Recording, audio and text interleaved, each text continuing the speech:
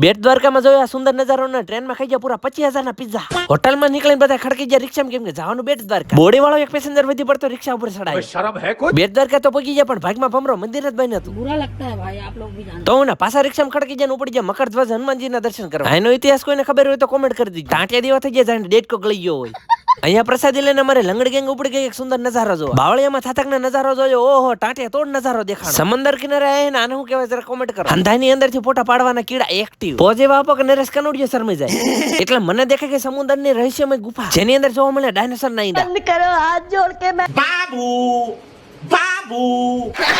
It's time to પાછું બાવળિયામાં ખસકાવાનું કેમ કે 3 વાગ્યાની ટ્રેન ભેગી કરવાની. બરોબર 3 ને 10 ઓખા સ્ટેશન પકડી દીધા ને 3:15 ની તમારી ટ્રેન સૈનાસોર મગા લીધા ને ઘર ભેગા થઈ જાય. ભારે ઊંઘ આવે. રાજકોટ સ્ટેશન ઉતરી જાય કાગડે નજરની જેમ વાટ જોઈને બેઠા કેમ કે હોલસેલમાં સણકારે રોટલા ઓર્ડર કર્યા. ફરફરી આવી 25,000 મોટું થીણે જાય ને બિલ આ ભાઈ ચૂકવવાનું કેમ કે હતો અમારા અમિતભાઈ નો બર્થડે. તો હેપી બર્થડે કહેતા જાવ ને અમે જરાક પિઝા ખાલી તમે ગાયકા ફોલો કરતા જાઓ.